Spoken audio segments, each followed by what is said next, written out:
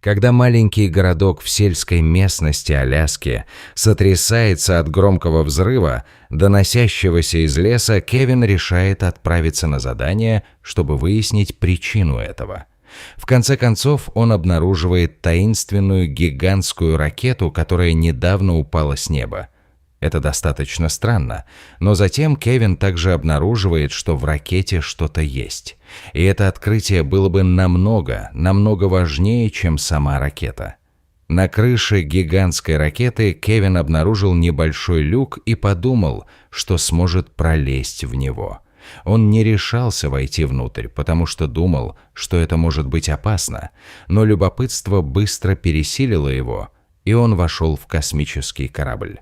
В космическом корабле было очень темно, и Кевину пришлось пользоваться фонариком на телефоне, чтобы ориентироваться. Он пробирался по узким пространствам и в конце концов оказался в той части ракеты, где было немного просторнее. И тут Кевин увидел это. Кевин не мог поверить своим глазам и не был уверен, что делать дальше. Он никак не ожидал оказаться в такой ситуации. Но что Кевин нашел в гигантской ракете? Почему ракета оказалась еще здесь? И как Кевин ее нашел? Когда однажды ночью маленький городок в сельской местности Аляски потряс громкий взрыв, раздавшийся в глубине леса, людям было любопытно узнать, что стало его причиной. Но они были слишком напуганы, чтобы искать ее. За исключением Кевина, который действительно хотел найти причину. Он знал, что в это время года опасно ходить в лес одному. Ночью без надлежащей защиты было смертельно холодно, а животные были голодные и в отчаянии. Но никто не захотел пойти с ним. Кевин чувствовал, что у него не было другого выбора. После нескольких дней отсутствия каких-либо известий о причинах взрыва, Кевин принял решение и начал готовиться к экспедиции. Но он знал, что ему, вероятно, придется углубиться в лес еще глубже, чем когда-либо прежде, чтобы найти то, что он искал. Кевин организовал недельную поездку, чтобы выяснить причину этого громкого шума. На следующее утро он собрал свое снаряжение и отправился в поход. Через несколько дней Кевин устал, оставшись один на холоде. Он начал сомневаться в своем решении и додумывал о возвращении. Кевин жил как в кошмаре. Холод был очень сильным, особенно по ночам. От холодного воздуха у него промерзли кости. Ему не давал уснуть не только холод, но и звуки, которые он слышал каждую ночь. Вой волков, обнюхивание его веревки, полеты, карканье птиц. Кевин еще не знал об этом, но его вот-вот должны были вознаградить за риск, на который он шел. На 4-й день путешествия с Кевином случилось нечто приятное. В конце концов, он нашел первые подсказки. Это было действительно важно, потому что с этого момента было бы проще всего выяснить, в чем причина шума. Он случайно наткнулся на металлические детали, разбросанные по всему лесу, а некоторые даже свисали с деревьев. Кевин понял, что эти металлические детали пролежали в этом месте совсем недолго, потому что на них вообще не росло никакой зелени. Кевину очень повезло, что он нашел их в то время, так как вполне вероятно, что через некоторое время эти части будут восстановлены путем прорастания. Эти детали могли быть ключом к разгадке причины шума. Кевин внимательно осмотрел их, но не смог распознать ни одну из них. Все, что он смог определить, это то, что они выглядели дорогими, хотя и были сильно повреждены. Мы также не переставали удивляться, откуда они могли взяться. Казалось, что они упали с неба. По мере того, как он шел, он находил все больше и больше металлических деталей, разбросанных тут и там. Он знал, что приблизился к доказательству, которое искал все эти дни. Когда он шел, его взгляд внезапно упал на что-то за деревьями, но это было трудно разглядеть, потому что солнце отражало этот предмет в его глазах. Кевин просто ушел, как будто это было то, что он искал с тех пор, как начал свою лесную экспедицию. Даже когда он подошел ближе, было все еще трудно разглядеть то, что он видел. Единственное, в чем он был уверен, так это в том, что оно было невероятно огромным. Пробираясь сквозь последние ряды деревьев, он, наконец, увидел его во всей красе. С неба упала гигантская космическая ракета. Он не ожидал увидеть нечто подобное, но был по-настоящему горд собой и потрясен одновременно. Кевин был так счастлив, когда обнаружил космическую ракету, и его сердце бешено колотилось. Даже в своих самых смелых мечтах он не ожидал найти ракету. Ракета! Но, должно быть, это и было причиной взрыва, который он обнаружил той ночью. Наконец-то он нашел ответ. Кевину тоже было очень интересно исследовать ракету, но он понятия не имел, насколько это может быть опасно для него. После недолгих раздумий он решил, что ему следует поближе познакомиться с космическим аппаратом, потому что с ним ничего не случилось после того, как он упал на Землю. Он был здесь уже почти неделю, и если бы эта штука по какой-то причине должна была взорваться, это бы уже случилось, подумал он. Это был риск. Кевин был готов на это пойти, Кассе. Но был ли это риск, о котором Кевин пожалеет? Кевин несколько раз обошел вокруг космического корабля. Самым странным, что он заметил, было то, что космический корабль был не так сильно поврежден, как он думал. Вероятно, он разбился в лесу, но большая его часть все еще была в хорошем состоянии. Как такое возможно? Кроме того, если вы еще этого не сделали, пожалуйста, подпишитесь на наш канал и нажмите на колокольчик, чтобы получать вдохновение от этих реальных историй каждый день. Итак, вернемся к истории. Кевин подумал, что, возможно, верхушки деревьев немного замедлили падение, или что ракета была сделана из таких хороших материалов, что могла выдержать такой удар. А потом был еще один. Другой вопрос, который постоянно возникал в голове Кевина: знал ли кто-нибудь еще, что эта ракета находится здесь, в лесу? Кто-то же должен был знать, верно? Предполагалось, что эта штука стоит миллионы долларов и только что приземлилась здесь. Люди, должно быть, искали ее или уже должны были найти ее. Но почему они не сообщили властям? Он попытался найти на внешней стороне ракеты подсказки о том, кому она принадлежала. Он поискал флаги стран или логотипы компаний, но ничего не смог найти. После размышления о том, почему это может быть так, и он думает, что нашел причину, на некоторых частях ракеты появляются следы ожогов.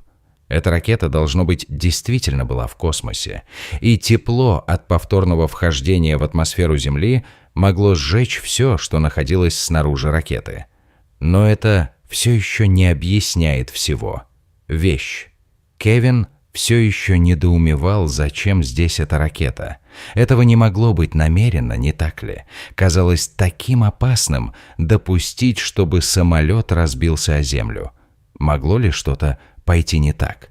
И вот тогда Кевина охватило по-настоящему тревожное чувство. Возможно ли, что там все еще кто-то есть? Что их отправили с миссией в космос, но произошел сбой или что-то в этом роде? И они разбились? Кевин должен был разобраться в этом, и был только один способ получить ответы. Он знал, что получит ответы на эти вопросы только если ему удастся попасть на космический корабль. Это было гораздо легче сказать, чем сделать, поскольку было ясно, что никому не позволено этого делать. Но после нескольких попыток Кевину удалось забраться внутрь ракеты.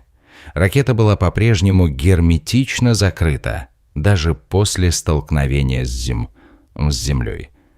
Но после тщательного осмотра машины Кевин решил, что, возможно, нашел слабое место, которым можно воспользоваться. Но это было не там, где он ожидал.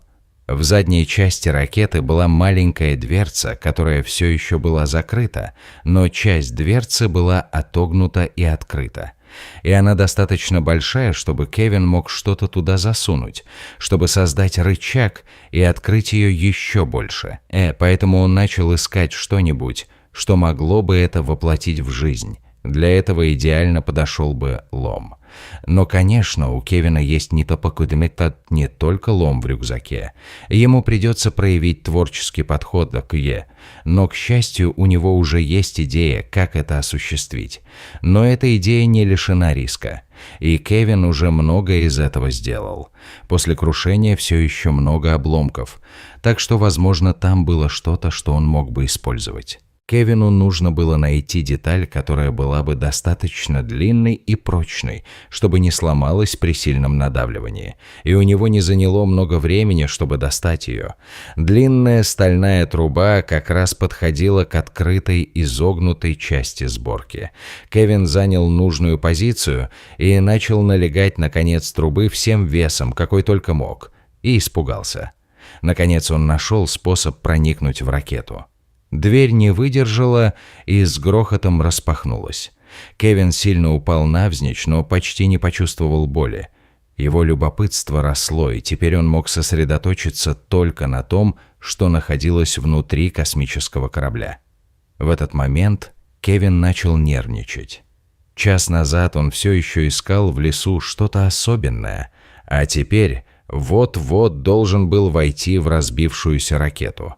Не сглупил ли он, сделав это? Возможно, но он зашел слишком далеко, чтобы останавливаться сейчас. Осторожно он прошел через маленькую дверную раму к такой же маленькой шахте, которая, казалось, вела к верхней части ракетного корабля. Это было нелегко. Как ему удалось правильно забраться в ракету и не упасть? Кевину было очень трудно пролезть через шахту.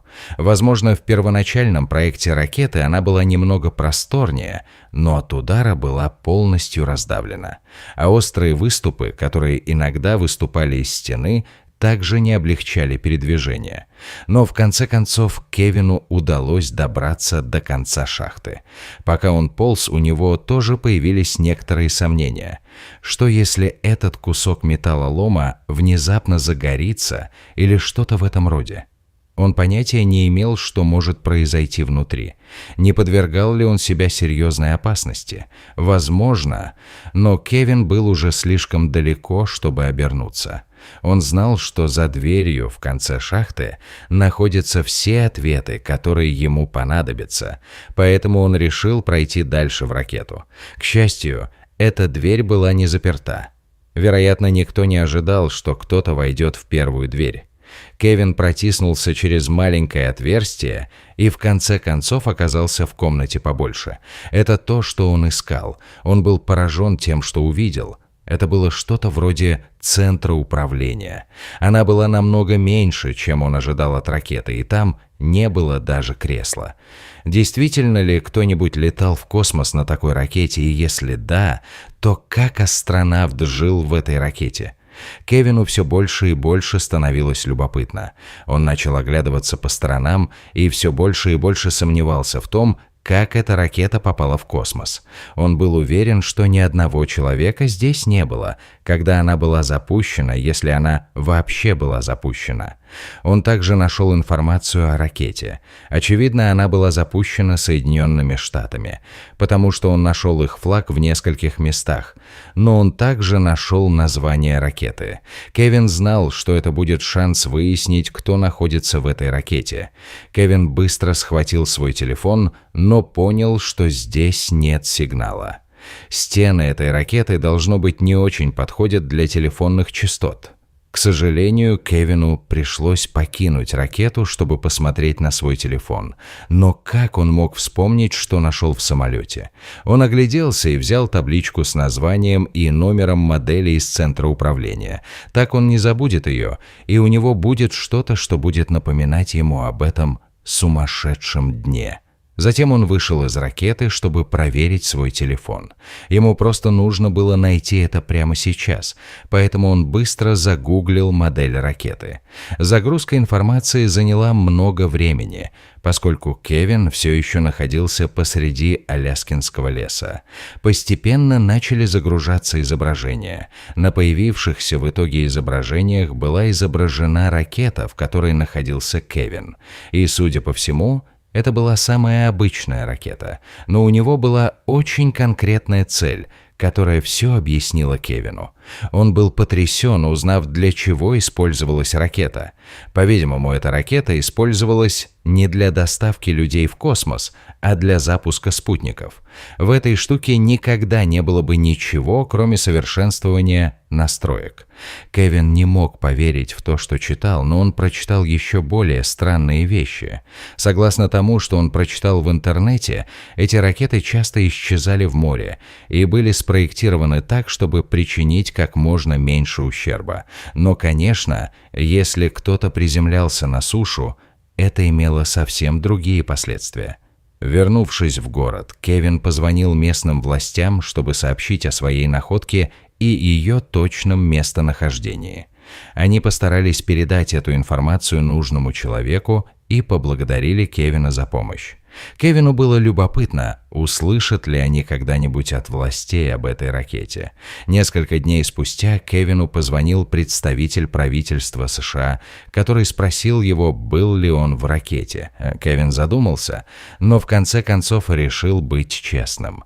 Он получил ответ, которого не ожидал. К счастью, это было оценено по достоинству и не имело большого значения, если только он не разрушил ракету значительно.